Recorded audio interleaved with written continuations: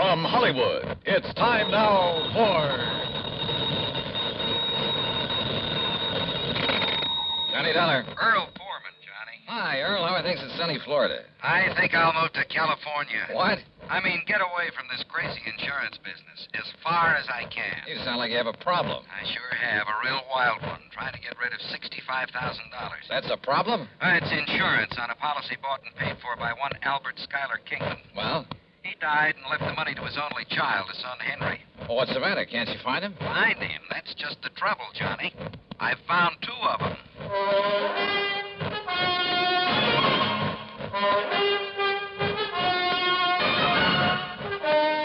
Bob Bailey in the exciting adventures of the man with the action-packed expense account. America's fabulous freelance insurance investigator. Yours truly, Johnny Dollar.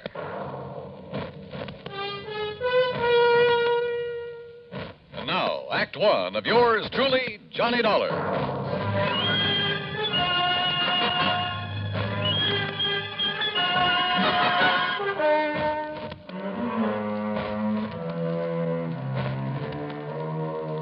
Expense account submitted by Special Investigator Johnny Dollar to the Tri-State Life and Casualty Company, Sarasota, Florida. Following is an account of expenses incurred during my investigation of the Double Trouble matter.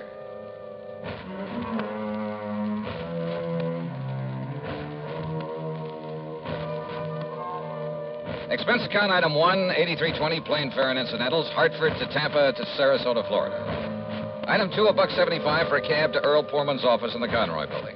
That's right. After waiting 20 years for this sole beneficiary to show up. 20 years? Well, like I told you, the insured was Albert Schuyler Kingman. $65,000. Yes, he was a widower, lived up near Elizabeth City, North Carolina. And he had a son named Henry. Henry was his sole heir and beneficiary of his policy. Okay. And you say that Kingman died 20 years ago? Yes, during that big hurricane back in 38. Remember it? Did about $40 million damage up and down the coast. Earl, I was a mere child at the time. Oh, sure. How old was Henry?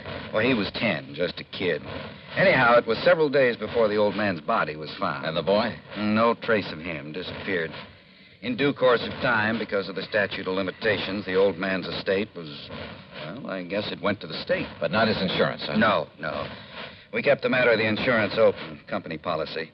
Requires a lot of legal finagling, but in the company's history, they've turned up beneficiaries as much as 15, 18 years after death. How? By advertising. And that's what accounts for the sudden appearance of two Henry Kingmans, each claiming to be the beneficiary of Albert Kingman's policy, and each having a logical, legitimate story. Each saying he didn't know about the insurance until he saw the ad. Where are these boys, Earl? Right here in Sarasota. They arrived yesterday. They arrived together? No, a couple of hours apart, unknown to each other, they say. I hope you made it perfectly plain that one of them has to be a phony and that when he's found out it's going to go pretty rough with him. Naturally. But, Johnny, I can't find anything wrong with either of their stories. You know, their background, where they've been, and so on. Where are they staying, Earl? A couple of dingy little motels on the edge of town. Now, look. Here's the file on them, or rather on the old man. Well, I don't know that that's going to be much help. There's information about not only Kingman, but his wife, who died before him. There's a lot of miscellaneous information about the boys. The boy, where he went to school and Sunday school, who his teachers were, the names of some of his friends. There's a lot of stuff here. Well, then, maybe I'd better go through it. Sure. Now, look, it's getting late. You're going to stay with Gertrude and me, as usual. Oh, that isn't necessary, Earl. Well, she'd kill me if I didn't bring you home. So, come on, we'll drive on out to the quay, have cocktails and some dinner, and you can spend the evening poring over that material. Come on.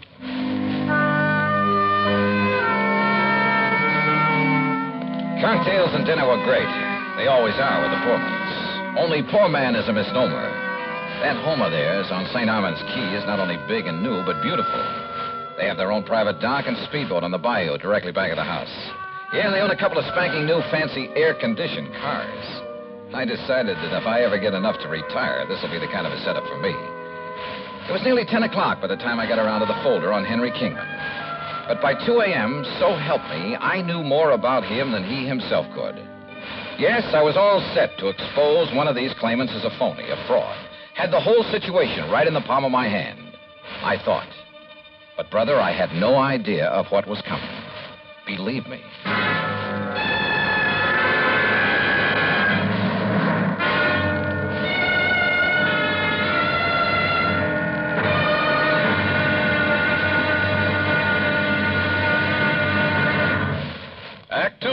yours truly, Johnny Dollar, in a moment.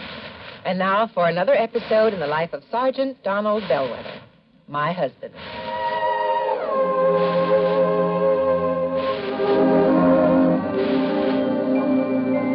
Reba!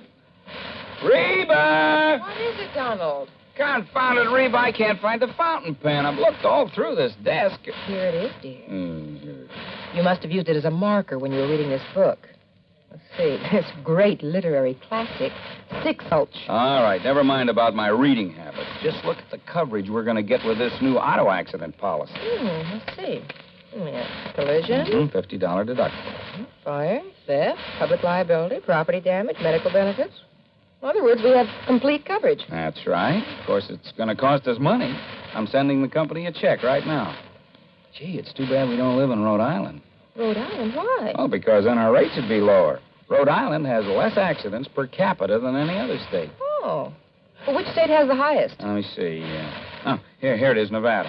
No, by golly, Nevada's second highest. Alaska has the most. Really? I didn't know that. Mm-hmm. You know, it's just too bad we can't eliminate traffic accidents completely. Not only would it save life and limb, but it'd be a lot less strain on the pocketbook. Yeah, that's for sure. These automobile accident policies get more expensive every year, just because there's so many costly accidents. Well, I'm glad we've got some good insurance coverage, Donald, but just remember one thing. Oh, what's that, honey? Well, some auto accidents ruin a fender, and some ruin a family. Yeah, that's true. Very true. But as far as I'm concerned, I don't want any of your old insurance money. I want you here at home, safe and sound. You'll always drive carefully, won't you? Yes, I will, dear. That's my Donald. That's my doll.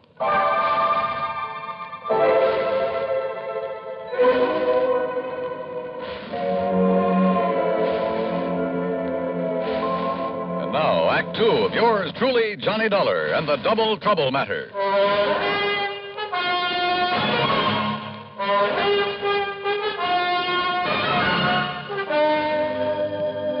9:30 the next morning at a cheap little motel on the north edge of Sarasota, I'd spent nearly an hour carefully questioning Henry Kingman, number one. And I was getting nowhere. Obie O'Brien? Well, sure, Mr. Dollar. He was one of the kids I used to play with back in Elizabeth City. He and Bobby Tank. Yeah? You see the scar on my arm right here? That's where Obie hit me with a stick one time when we were playing caddy. Yeah, I see. If you know where Obie is these days, you ask him and he'll probably remember. Scared him to death. He thought he'd busted my arm. Now, let's see. How about Miss Albertus? Albertus? Yes. Gee, I don't remember any Miss Albertus. Your Sunday school teacher there in Elizabeth City. Listen, I was only 10 years old then, but I remember my Sunday school teacher real good. Her name was Miss Griswold, and she was, Look, are you trying to trick me or something? Yes, I am. Because Henry... Why don't you call me Hank? Everybody else does. The fact remains, Hank, that one of you two claimants to the insurance is a phony. Well, believe me, it's not me. Everything you've told me about your childhood checks perfectly with the information I have. Well, of course, Mr. Dollar. Almost too perfectly. Listen, where did you live and go to school after the hurricane? Well, I'll be honest. I didn't have much schooling. Where did you live? Mr. Dollar, I wandered around more than little Orphan Annie. All over North Carolina, then up north. Did you live anywhere long enough to be, well, really be recognized as Henry Kingman? No, I'm afraid I was just a bum. And all anybody ever knew me by was Hank. You saw the ad about the unclaimed insurance in New York? Yes, sir. I was working on the dock, stevedoring. Saw that ad in the Times. And I decided that if I had that much money coming to me and I could get a hold of it, why, maybe I could amount to something.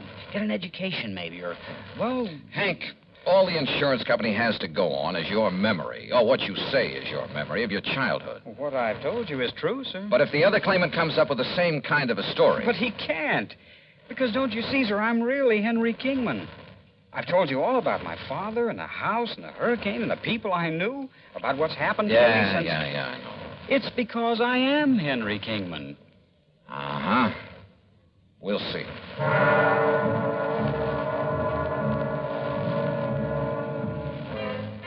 I tried to trip him up in a dozen ways, but with no success. He had a logical, reasonable answer for every question about his past and present. As for not being able to produce anyone who could identify him as Henry Kingman, well, it was simply because of his rather aimless life spent wandering from city to city, never having any close friends because he chose to go it alone. He was a tall, well-built lad with a mop of blonde hair and clear blue eyes. And I must confess I kind of liked him, his open frankness. But you know something? I could have been awfully wrong.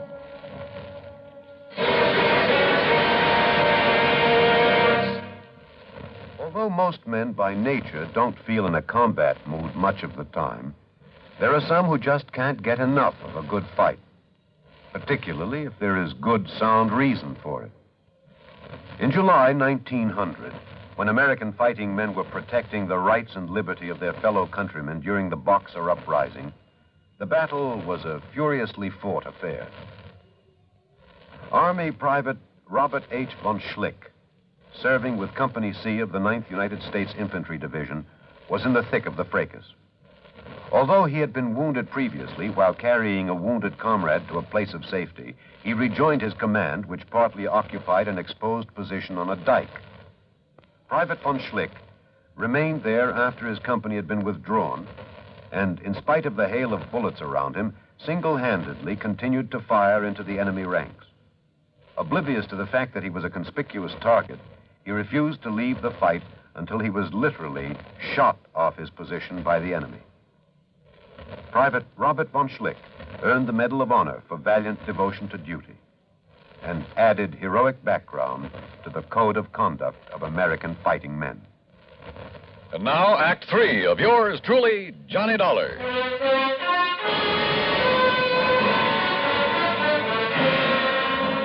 I got into the car that Earl Portman had loaned me and drove to the motel east of town to see Henry Kingman, number 2.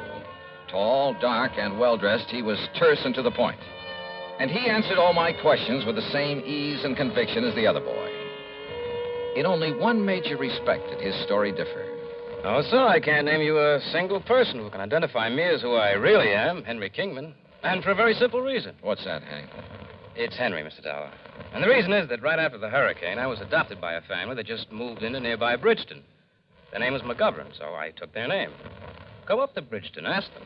Show them my picture, anything you like. They'll all tell you I'm Henry McGovern. Only my foster parents knew that I was really Henry Kingman. Knew? They both died about 7 years ago. And they told nobody else who you really were? No, not even the preacher. They'd wanted a son for years. Now they had a son. And they didn't want anyone to come along and take me away from them. Then how did you find out that you're Henry Kingman? If you are. I'll ignore that last part of your question, Mr. Dollar. They didn't tell me until my 21st birthday. Bridgeton. Isn't that the little town up near Currituck that was completely destroyed by fire a couple of years ago? Oh, yes, of course. I'd forgotten. There isn't a living soul up there anymore. Oh, but I'm sure a man like you could track down some of the people who live there. Uh-huh. When were you last in Bridgeton? I went up north right after my foster parents died. As I told you, I've been living and working in New York. Now, look here, Mr. Dollar. Well? Hasn't everything I've told you checked perfectly with what you know about my father, my childhood, everything? Hasn't everything I've told you proved to be true? Isn't it proof that I'm Henry Kingman? There's only one trouble. What's that? You're not the only one who has that kind of proof.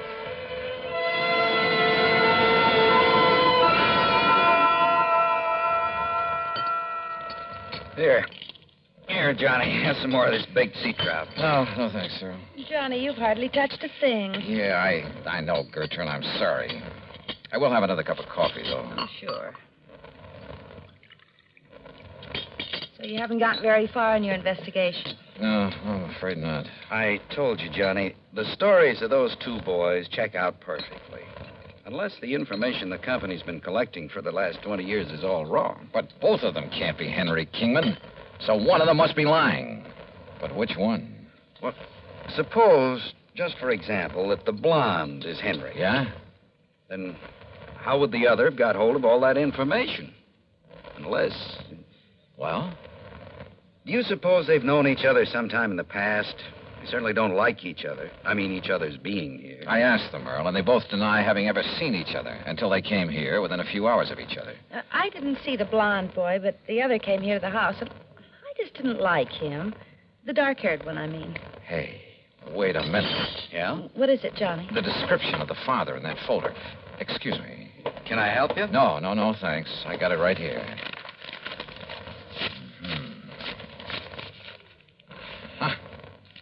Got it? Hey, listen. Does Dr. Crutcher still live up the street? Sure. Do you want me to drive you over? No, thanks. I'll walk. Johnny, what'd you find in I'll that see you folder? later.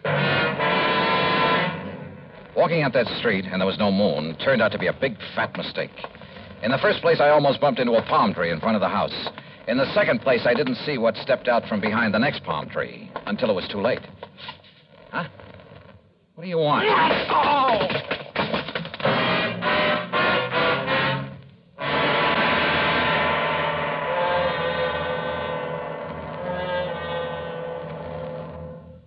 Times have changed, and so has the man.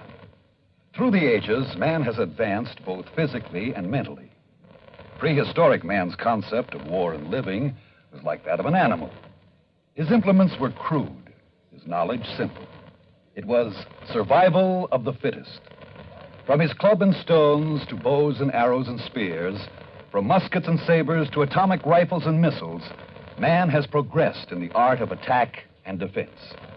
With each new phase, man's knowledge has developed. Today, the warrior, if he can be called such, is not a stone thrower, a bowman, or a swordsman.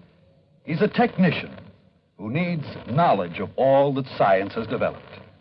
He's a sonar man, a radar man, a rifle man, or a torpedo man, a missile man, or a pilot. But whatever his job, he needs the skill and the technical know-how to do the job and do it well. Yes, times have changed, and so has the man. And now, Act 4 of yours truly, Johnny Dollar.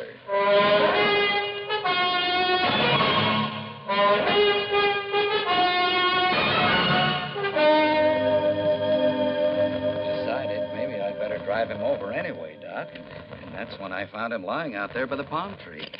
Well, it's lucky you did, Earl, but I think these smelling salts will bring him around. Whoever attacked him must have seen you coming and... Hold it. What's It's okay, Johnny. Yeah, then what's Doc Crutcher? Who socked me? You don't know, Johnny? I sure don't. Oh, but, brother, I have a suspicion. A couple of them. Here, Earl, I brought him a cup of good hot tea. Tea? Sure. Get him a slug of brandy. Oh, well, sure. Only make it scotch. Good man, Doc. You feel okay now? Yeah. Earl, listen. Yeah? Get on the phone. Call the motels where those boys are staying. Tell them to get over here immediately. Better still, I'll drive over and get him. Meantime, Doc. Yeah? Here's your scotch, Johnny. Thanks. And if you want some more... Just a minute, woman. Where's mine? Oh, of course, Doc. I'm sorry. Neglect me, huh? Hey, listen, Doc. I want to ask you a couple of questions. What about? Heredity. Heredity? Yes. Okay, shoot.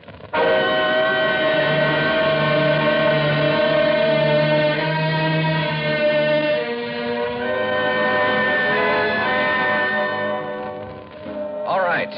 Just to keep things straight, I'll call you Hank. Sure, Mr. Dollar. And you, I'll call Henry. Well, it does happen to be my name. Now, Earl tells me he found you both in Hank's motel just now. That's right, sir. Comparing notes? I went over there to tell him that he's a phony. But if he doesn't get out of town... Oh, sure. Hank, let me see your hands. Huh? Oh, sure. Here, sir. What about them? Look, Doc. By golly, you're right. Right about what, sir? How did you bruise these knuckles? Well, it was kind of clumsy, but my hand slipped trying to open one of the windows in that cheap motel. Don't you believe it, Johnny. He's the one who Wait a minute. This one has a bruised knuckle, too. Oh? Now, what's your excuse, Henry? Well, you can believe it or not, suit yourself, but exactly the same thing happened to me. What? If you ask me, Johnny, they both attacked you. On the other hand, Earl, they may both be telling the truth about this. Of course it's the truth, sir. What did you mean about this? I mean that at least one of you was lying about being the son of Albert Schuyler Kingman. Well, of course you did. I told you. All right, You know. just pipe down for a minute. I suddenly realized that the laws of heredity could solve this case a lot quicker than detective work. What's heredity? So I checked with Dr. Crutcher to make sure I was right. Then I checked descriptions of Henry Kingman's father and mother. Did you, sir? Both of them had brown hair and brown eyes. So what? Where both parents have identical color hair and eyes, any offspring will have the same. Hank, your hair is so blonde it's almost white, and your eyes are blue. Now, Mr. Henry, Dollar. your hair is almost black. Your eyes are also blue. Now, Henry, Dollar. you crazy fool. I told you this wouldn't work. Crazy fool, huh? If you'd let me come here alone. Yeah? Then you'd never have cut me in. Of course, I got suspicious. If you'd kept out of the way, I got here first, didn't I? Well, how was I to know you were coming? What did All you right, boys, all right. No, it isn't all right, Dollar. Oh, come on now, put that thing You down. make one move and I'll kill you. Come on, Hank. No. Go ahead and kill him. If you got... No. Get back. Get back.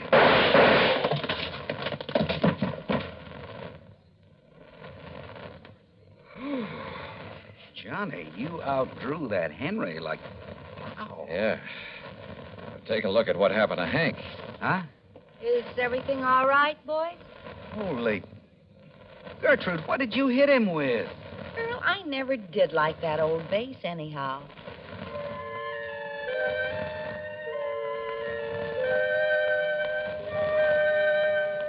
Yeah, my heredity gag was just that, a gag. But it certainly brought things to a head in a hurry. How did they know so much about the real Henry Kingman? Well, listen. As soon as we locked them up, I called the National Press Services, had them put the story of this attempted fraud in the headlines all over the country. Result? A phone call from the head of an orphanage where the real Henry had been taken in as a child, where he still lived. And, yeah, the phonies were a couple of kids who'd run away from that orphanage after he'd palled around with them, told them all about himself. As for why they both appeared to make the claim, sure. Each of them saw the company's ad and tried to get in ahead of the other. Well, they're in all right. For a long time. Expense account total, including incidentals and fare back to Hartford, $178.70. Yours truly, Johnny Dollar.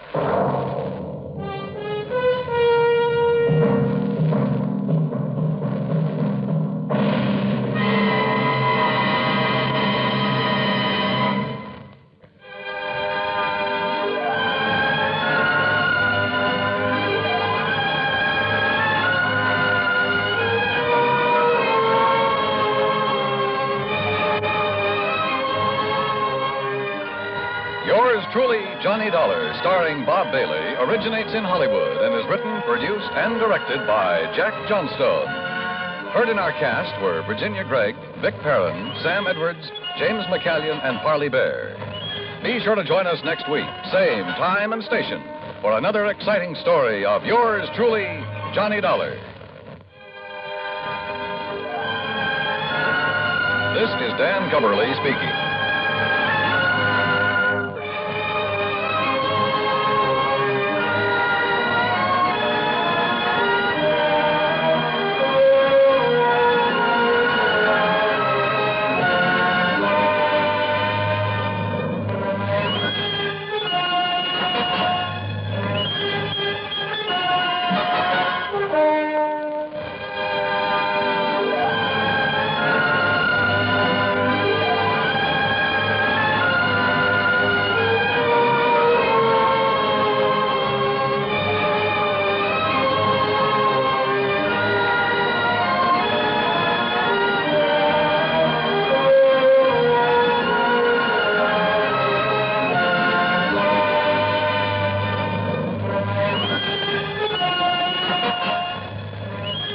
Yours truly, Johnny Dollar, has been a presentation of the United States Armed Forces Radio and Television Service.